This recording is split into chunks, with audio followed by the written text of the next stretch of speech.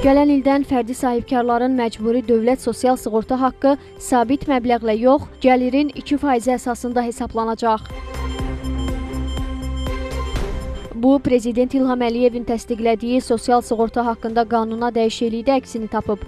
Dəyişikliyə əsasən sahibkarlıq fəaliyyəti üzrə minimum aylıq əmək haqqının 15%-dən az, 100%-dən çox olmamaq şərti ilə xərclər çıxılmadan gəlirlərin 2% miqdarında məcburi dövlət sosial sığorta haqqı ödənəcək.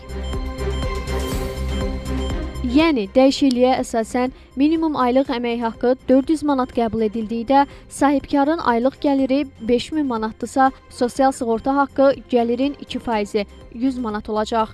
Əgər gəlir 2000 manatdırsa, 2% 40 manat hesablanır. Lakin bu məbləğ minimum hədd olan 60 manatdan az olduğuna görə sahibkar 60 manat məbləğində, əgər gəlir 25000 manatdırsa, 2% 500 manat olur. Amma bu məbləğ maksimum hədd olan 400 manatı keçdiyinə görə sahibkar 400 manat məbləğində sığorta haqqı ödəyəcək.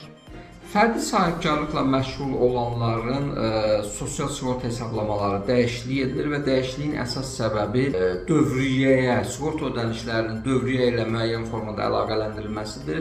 İkincisi, dövriyyəsi az olan fərdi sahibkarların vergi sosial sığorta yükünün aşağı salınmasıdır. Növbəti ilin yanvarın 1-dən fərdi sahibkarlar dövriyyənin 2%-i belə deyək, amma minimum əmək haqqının 15-100%-i çərçivəsində ödəniş etməlidirlər. Yəni, yeni qaydalara görə artıq sizin dövriyyəniz aşağıdırsa, burada ödəyəcəyiniz məbləğ əvvəlki kimi 100 manat deyil, 60 manat olaraq müəyyənləşdiriləcək. Hazırda qüvvədə olan sosial sığorta haqqında qanuna görə sahibkarlıq fəaliyyəti üzrə minimum aylıq əmək haqqının tikinti sahəsində 50%, digər sahələrdə 25% miqdarında məcburi dövlət sosial sığorta haqqı ödənilirdi.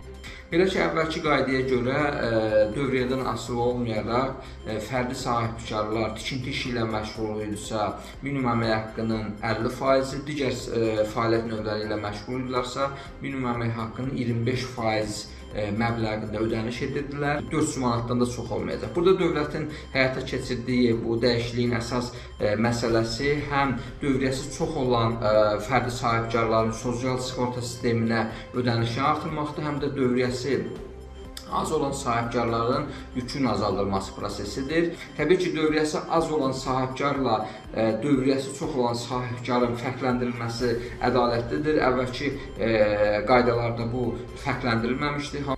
Sahibkarların sosial sığorta ödənişi Bakı şəhərində minimum aylıq əmək haqqının 100%, Sumqayıt və Gəncə şəhərlərində 90%, digər şəhərlərdə 80%, rayonların inzibati ərazi vahidlərində və qəsəbələrdə 60%, kənd yerlərində isə 50% miqdarında idi. Nərmin Məmmədhəsənli, Xəzər xəbər.